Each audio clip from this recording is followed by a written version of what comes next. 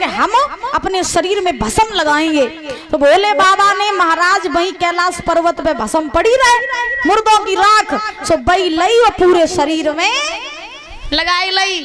अब भोले बाबा ने हल्दी की जगह भस्म लगाई और महाराज माला की जगह सांपन की माला डारी, कंगन की जगह नांगनियों को लपेट लिया, ऊपर से बिच्छू लगा लिए, बोले कंगन हो हम। ऐसे अद्भुत दूल्हा बने और देवी देवता सब सजाए रहे भोले बाबा को। और मालूम है कैसे दूल्हा बने, ताली बजा के बोलिए सभी लोग। जब पर्वत पे छाई बार के भोला किन्ने सजायो रे, पर्वत पे छाई बार के भोला किन्ने सजायो रे।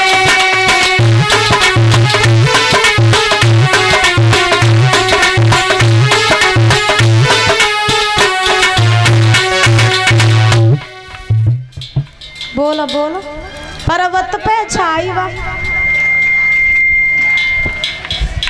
देखो अब तुम्हें शर्म लग रही, तुम्हें घर में जब लड़का को ब्याह होवे तब हम देखत करें महाराज कोई इंस्पेक्टर कोई कलेक्टर है, हाँ, और कोई महाराज थानेदार, पता नहीं क्या क्या चलता रहता है। और अभी आप लोगों को शर्म आ रही है, बोल ले। अच्छा तुम लोगन में जब लड़का तैयार होते करे तब तुम लोग गाती करे, हाँ, दोपहरी लच्छेदार बनाकर किन्ने सजायो रे, दोपहरी लच्छेदार बनाकर किन्ने सजायो। अब बोलो ताली बजा के। पर्वत पे छाई बार के भोला किन्ने सजायो रे, पर्वत पे छाई बार के भोला किन्ने सजायो रे। ऊंचा करके ताली बजा के।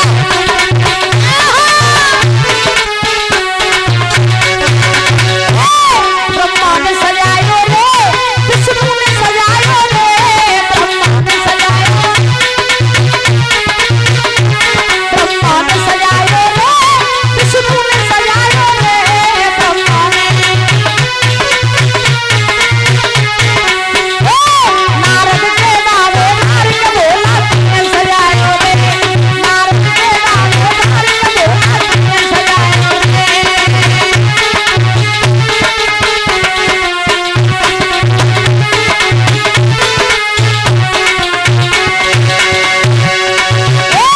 पर्वत पे छाई बार के भोला किन्ने सजायो रे, पर्वत पे छाई बार के भोला किन्ने सजायो रे।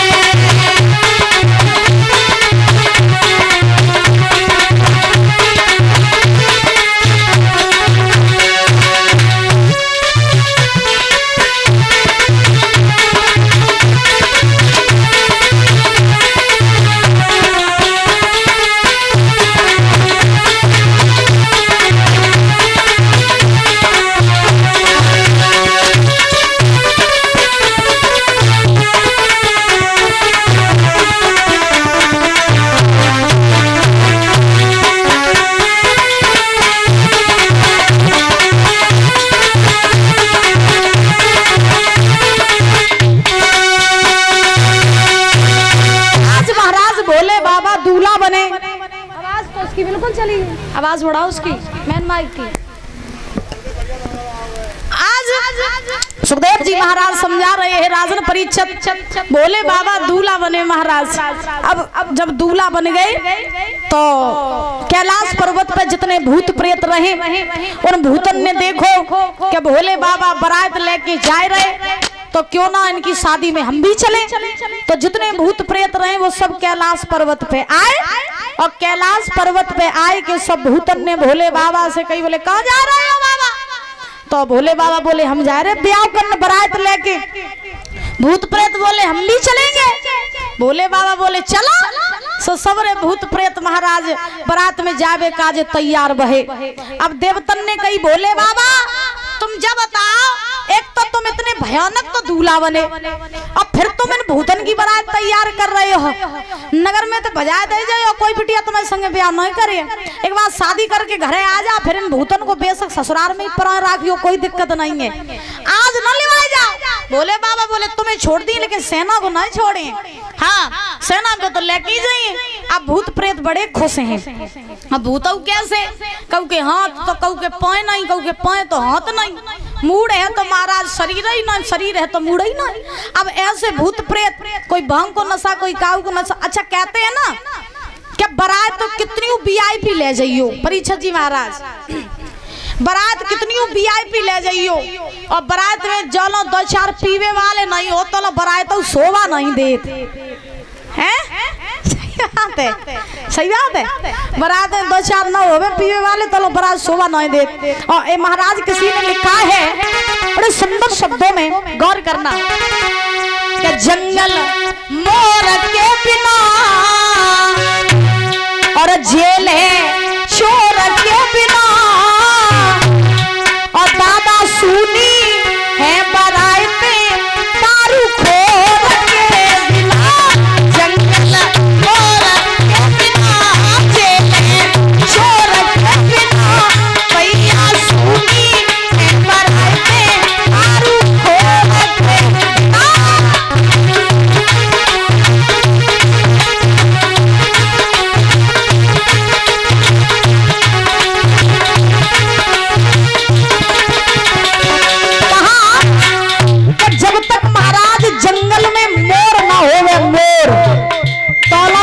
शोभा नहीं देते, और जेल में जो लो चोर ना होवे तो लो जेल शोभा नहीं देते, और बारात में दारू खोर ना होवे तो लो बारात शोभा। अरे न्याय कोट भी न चुनरी, कोट भी न दूल्हा, कोट भी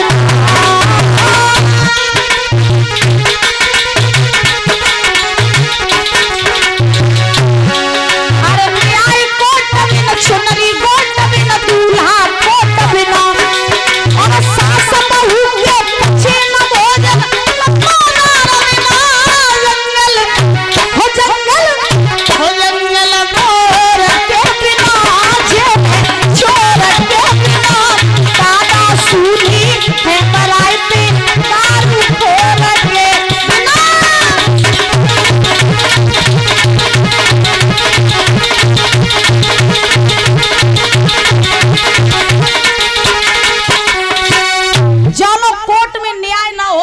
कोट शोभा नहीं दे, चुनरी में गोट न होवे तो न चुनरी शोभा नहीं दे, दूल्हा कोट पेंट न पहने होवे तो न दूल्हा शोभा नहीं दे, और जोन घर में सास बहू की नेकादी खटपट न हो रही होवे तो न घर शोभा नहीं दे। बोलिए गोविंद भगवान की। तो महाराज अब ध्यान रखना के बारात में जावे की खुशी बहुत बढ़िया होत परीक्षित जी, जो बारात में जावे वाले बेउजा तो नहीं जावे वाले बेउजा। तो महाराज एक समय की आपको बात बताएं, वैसे समय तो ज्यादा हो रहा है, अब प्रसंग याद आ गया तो बताए दे रहे हैं। एक गांव से एक बारात गई परीक्षित जी महाराज, तो जब बारात गई तो जिस लड़के की बारात जा रही थी उसने गांव में सभी लोगों से कहा, बोले भैया बारात में चलियो, तुम चलियो, तुम चलियो, सब गांव वाले तैयार। भाई गांव में महाराज 2 व्यक्ति रहते थे, एक गंजा था एक अंधा था, तब वे दोनों बारात में जावे काजे तैयार भये। गंजे भैया तो चले वे तो महाराज चल दिए बारात में, अंधे उनने कही हम जाइए बारात में, और तो अंधे के घर वाले ने रोको, बोले तुम्हें दिखाई देत नहीं है, तुम्हें दिखाई देत नहीं तो तुम उन बारात में का करे हो जाए के तासो तुम कम ना जाओ। तो अंधे ने कही ना हम जाइए जरूर, बारात में जरूर जाइए। तो दोनों अंधे और गंजे महाराज बारात में जावे को तैयार भये। बारात में पहुंची, लड़की के गांव में बारात पहुंची, लड़के को दरवाजो है गो। फिर महाराज भोजन की बारी आई। अब जब भोजन की बारी आई तो जितने बारातियां रहे वो सब महाराज पंगत लगाए के बैठिए। अच्छा दादा आजकल बफर सिस्टम हो गो कि खड़े खड़े आओ, खड़े खड़े आ खाओ और खड़े खड़े जाओ। आजकल रुकवे को कोई चांस नहीं। पहले बारातें आती कत्ती थी तो भोजन कैसे कराओ जात तो बैठाए के, ऐसी जब मेंटी बिछाई जाती कत्ती थी और महाराज इन्हें पे बैठा के खाना खवाओ जात तो सब जितने बारातियां रहे वो सब महाराज भोजन करवे काजे बैठ गए। ऐसी बिछाई बिछाई गई। एक तरफ महाराज पंगत ने इधर मुंह कर लिया, एक तरफ इधर मुंह कर लिया। अंधे और गंजे जो रहे इधर उधर मुंह करके पीठ से पीठ लगाए के बैठ गए। अब जैसे ही बैठ गए तो महाराज बरातीन के सामने पत्तलें आई। अब सब बरातीन के सामने पत्तलें डाली गई। अब सब बरातियां पत्तल लेके बैठिए। आपने देखा हो कि ब्याह शादी में आंधी आ जात करे महाराज, और आंधी आ जा तो लोग जन ही कहते हैं कि बिटिया ने करैया चाटी हो ताई सो आंधी आई, ऐसे कहते हैं ना। तो अब आंधी को झोंका आएगा, सो आंधी को झोंका जैसी आओ सो सबकी पत्तलें उड़ के और एक कुन्ना में इकट्ठी हुई जाए। अब जब सबकी पत्तलें उड़ के कुन्ना में इकट्ठी हुई सो जिन्हें जिन्हें दिखाई दे था तो वे तो अपनी अपनी पत्तलें उठाए के ले आए और बैठिए। अब अंधे बेचारे पत्तल टटोरे में पत्तल कहाँ गई। अब गंजे भैया ने देखो कि बेचारे को दिखाई नहीं देते है तो हमारी गांव को लाओ जगह सामने पत्तल डाल दे। सो गंजे भैया गए, अंधे की पत्तल उठाए के उनके सामने डाल दे। दोबारा आंधी को झोंका आओ सो सबकी पत्तलें उड़ के फिर कुन्नों में इकट्ठी हुई। सो अपनी अपनी सब उठाए ले आए, बैठिए। अंधे फिर पत्तल टटोए रहे में पत्तल कहाँ गई। गंजे भैया को फिर दया आ गई, सो उनने वो पत्तल लाई अंधे के सामने रख दई। अब गंजे भैया सोचने लगे कि बेचारे अंधे की जब बेर बेर पत्तल उड़ जाते तो लाज के ऊपर कछु सारो दस दे। सो महाराज गंजे भैया ने कहा करो कि छोटो सो एक ईंट को रोरा ले लो, और छोटो सो ईंट को रोरा महाराज अंधे भैया की पत्तल में दे दो। अब जैसे ही अंधे की पत्तल में ईंट को रोरा धरो, बहुत देर तक अंधे भैया बैठे रहे। अब उन्होंने सोची क्या देखे लड़की के बाप ने कछु आइटम भिजवाओ कि नहीं भिजवाओ। सो पत्तल के ऊपर जैसे ही हाथ बढ़ाओ सो ईंट को रोरा वही पकड़ में आइयो। अंधे सोचने लगे बर्फी को पीस आइयो। सो उनने बर्फी को पीस समझ के अपने दांतन से लगाओ, और जैसे ही दांतन से लगाओ ईंट रहे भैया कैसे फूटे। अब जैसे दांतन से लगाओ वह नहीं टूटी महाराज ईंट, हर ताकत लगा ईंट नहीं टूटी, हर ताकत लगा ईंट नहीं टूटी। और जब वह नहीं टूटी सो अंधे सोचने लगे मोई जा लगत है कि जब बिटिया के बाप को ना खवावे को मन नहीं है तो बर्फी देखो कितनी टाइट बनवाई। अब वे जा नहीं जाना तो ईंट को रोरा चबाए रहे। अब बहुत देर तक बेचारे अंधे वह ईंट को टोत रहे। जब वह ईंट नहीं टूटी उन्हें आई गुस्सा, और जो गुस्सा आई सो ने बई ईंट लाई और अपने पीछे फेंकी। पीछे बैठे रहे गंजे भैया, उनकी चांद में जाएगी लगी, और जैसे चांद में लगी अब गंजे ने कही अरे भैया मेरी तो फूटी आई। अंधे ने कही तेरी फूटी तो तू खा ले, मेरी तो फूटी नहीं। बोलिए गोविंद भगवान की, बोलो दुर्गे मैया की। और ये इस बीच में रजत यादव माई से इनकी तरफ से ये 100 रुपए आए हैं, बहुत बहुत धन्यवाद है। और इन भैया जी का वजन है कि वो वायरल सॉन्ग सुना दो जो आपका वायरल हुआ था। आइए देखते हैं 2 शब्दों में, उसके बाद कथा प्रवेश करते हैं। कि तू चाहे जितने कर ले सितम ये मर्जी सब तुम्हारी।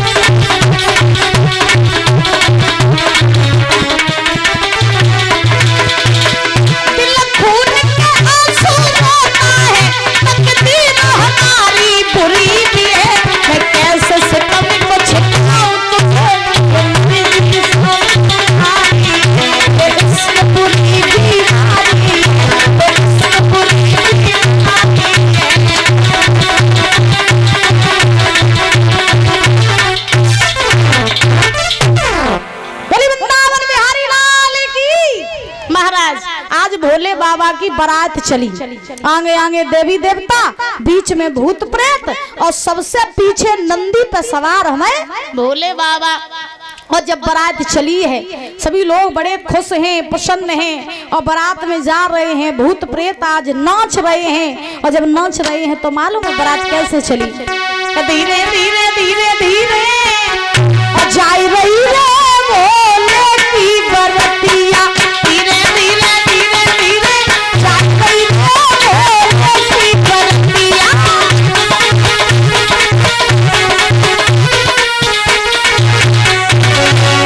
अरे भोले की बरतिया, भोले की बरतिया, भोले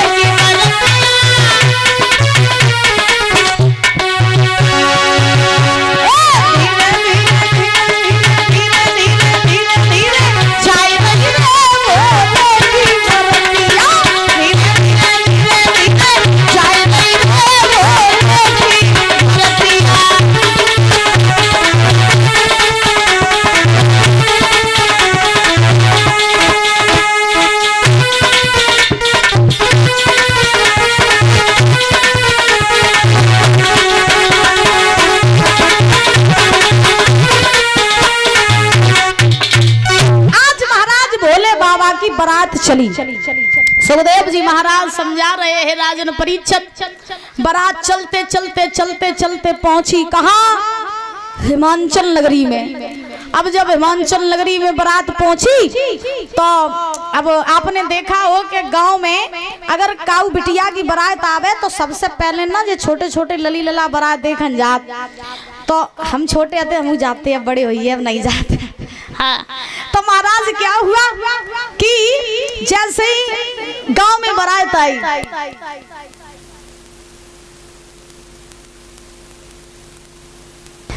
आज जैसे ही महाराज हिमांचल नगरी में बारात पहुंची तो उसी समय आज हिमांचल नगरी के बच्चों ने देखा कि बारात आ गई तो सभी बच्चे भागे। कोई बोला गिरजा बुआ की बारात आ गई, किसी ने कहा गिरजा दीदी की बारात आ गई। सभी लोग बड़े खुश हैं और महाराज भोले बाबा को देखवे काजे चले।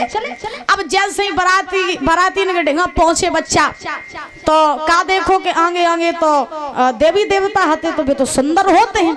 अब बच्चन ने कही बोले भैया बारात बहुत सुंदर आई, देख तो कितने अच्छे अच्छे लोग आए। तो लोग बोलो बोले बारात को काय देख रहे हो? दूल्हा देख, दूल्हा कौन सी गाड़ी में बैठो है, दूल्हा को देखो चले। अब दूल्हा देखवे काजे आगे बढ़े सो बीच में रहे बिना हाथ पाए के। अब महाराज बड़े बड़े दांतन के बिना हाथ पाए वाले जो उनने भूत देखे सो बच्चे सब महाराज भागे। अब डर के मारे जब सब भागे तो अब तो अपने अपने घर में आके घुस गए। अब उनकी माताओं ने पूछा का बात, दूल्हा देखने गए थे लौट काहे आई, परेशान काहे हो? बच्चा बोले मैया ले हाँ बारात नहीं आई, वो भूत आए, भूत दूल्हा नहीं है वो भूत आए। अब उनकी मैयन ने कही कैसी झूठी बातें कह रहे हो, बारात में को भला भूत लेके आता है। उनने कही सुना तो ना जाइए ना भूत खाई जाइए। अब बेव लोग देखन गए, धीरे धीरे सब देखन गए। जब सबने देखो के बारात में सांचे भूत सो परीक्षित जी महाराज सब घर में घुसिए और दरवाजे सबने बंद कर लिए। अब तो डर के मारे कोई घर में से बाहर नहीं निकल रहा। महाराज जब कोई भी घर में से बाहर नहीं निकला उसी समय अब सब बड़े परेशान हैं। अब भोले बाबा बारात लेके ठाड़े। अब जैसे ही ठाड़े सो देवी देवतन ने कही कहो हमने कई दिन भूतन को छोड़े आओ, लेकिन तुम्हें तो शौक आती भूतन को लेवाए जावेगी। अब ठाड़े रहो दूल्हा बने, अब को तुम्हें संगे ब्याह करी, हम तो कात बारात लौटा ले चलो। भोले बाबा ने कही ठहर जाओ अभी सब स्वागत करने आएंगे। अब हिमांचल जो है वो भी खड़े हैं, वो भी घबरा रहे हैं कि बारात में भूत आए, स्वागत करने कैसे जावे। तो दो चार बुजुर्ग रहे, उन्होंने हिमांचल से कहा हिमांचल जाओ और जाकर के बारातियों का स्वागत करो, क्योंकि अगर बारात लौट गई तो तुम्हारा भी अपमान और साथ ही साथ भोले बाबा का भी अपमान होगा, इसलिए बारातियों का स्वागत करो। अच्छा कहते हैं ना कि जितनी अकल और जितना तजुर्बा बुजुर्गों के भीतर होता है इतना तजुर्बा किसी के भीतर नहीं होता है। लोग नहीं कहते हैं अगर कोई जैसे घर में दादा हैं पापा हैं या घर में कोई भी बड़ा बूढ़ा व्यक्ति है, किसी को महाराज अगर अच्छी शिक्षा दे रहा है नौजवान को कि ऐसा नहीं ऐसा करो, तो लड़के क्या कह देते हैं कि बुढ़ापे में तुम्हारी बुद्धि खराब हो गई। बहुत से लोग नहीं कहते बुढ़ापे पे इंसान की बुद्धि खराब हो जाती, बुद्धि खराब नहीं होती है। सुनो जिंदगी की अगर सीखनी है जिंदगी का अगर तजुर्बा सीखना है और जीवन में अगर कुछ करना है, आगे बढ़ना है, तो 10 मिनट निकाल करके बुजुर्गों के पास बैठना प्रारंभ कर दो। हम ये दावे के साथ कह सकते हैं जीवन में ऐसा तजुर्बा मिलेगा जो दुनिया में तुम्हें कोई हराने वाला पैदा नहीं हो सकता है। ये बात हम कह रहे हैं। अगर बुजुर्गों के पास में बैठना शुरू कर दो तो, क्योंकि कहते हैं, जैसे अगर हम अपनी बात करें परीक्षित जी महाराज, जितने हमारे पीछे बुजुर्ग बैठे हैं, आप लोगों ने अभी जिंदगी आप लोगों ने देख ली है, आप लोगों ने सारा जीवन जी लिया है, यानी आप लोग जिंदगी की सीढ़ी पर चढ़ के उतर चुके हो और हमने अभी जिंदगी की सीढ़ी पर चढ़ना प्रारंभ किया है। मतलब कहने का भाव कि आप लोग दुनिया देख चुके और हमने दुनिया देखना प्रारंभ किया है। तो जितना तजुर्बा आपके भीतर है उतना तजुर्बा अभी हमारे भीतर नहीं है। तो हम ये कैसे कह दें कि हम ज्यादा ज्ञानी हैं? भाई हम कुछ नहीं है, हम शून्य हैं, हमारा कोई अस्तित्व नहीं है। क्योंकि मैंने आप लोगों से ये ज्ञान सीखा, मैंने आप लोगों से ही तो सीखा, आप लोगों ने मुझे सिखाया, इस व्यासपीठ पर बैठाया और तब मैं आपको बता रही हूँ। अगर आप लोग हमें न सिखाते तो हम सीख जाते? बताओ परीक्षित जी महाराज, नहीं सीखते ना।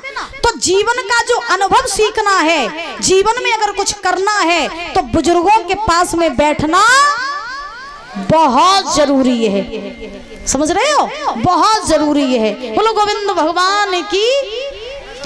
एक समय की आपको हम बात बताएं, कहते हैं कि जिस काम में, जिस आयोजन में महाराज बड़े बूढ़े शामिल नहीं होते हैं वो काम अधूरा परीक्षित जी रहता है। और इसी बीच में ये 201 रुपए देकर सम्मानित कर रहे हैं मोहन यादव हुसैनपुर से, और ये 10-10 रुपए देकर के हमारे समस्त स्टाफ को सम्मानित कर रहे हैं। वह जोरदार तालियां बजाएंगे। बहुत बहुत धन्यवाद है। भगवान से कामना करेंगे सुख शांति प्रदान होती रहे, धन के भंडार भरे रहे। तो महाराज कहते हैं कि जिस काम में बड़े बुजुर्ग शामिल नहीं होते वो काम अधूरा रहता है। एक समय की बात बताएं, एक गांव में एक लड़के की शादी हुई, ध्यान से सुनना। तो गांव में जब लड़का की शादी हुई तो लड़के की शादी फिक्स हो गई एक लड़की के साथ। जब लड़के की शादी फिक्स हुई तो लड़की के बाप की एक शर्त रहे लड़के के लिए कि सुनो लला, बारात लेके आइयो तो खूब, लेकिन मेरी एक शर्त है, हम अपनी बिटिया को ब्याह तुम्हारे संगे तब करें जब बारात में कोई बूढ़ो आदमी ना आवे। किसने कहा? लड़की के बाप ने लड़के से कहा कि शादी हम तब करेंगे जब बारात में काऊ बूढ़े को न लिवा लियो। अब नौ लड़का रहे सो ब्याह की ठसक तो सब होता ही है। तो बने हम ही भल्ले बने गई, ठीक ससुर जी हम काऊ बूढ़े को नहीं लिवा ले। बारात तैयार भाई, जब बारात तैयार भाई, बारात को दिनाओ, लड़का दूल्हा बनो। जितने भी नए नए लड़का रहे सो सब नए नए लड़कन की बारात तैयार।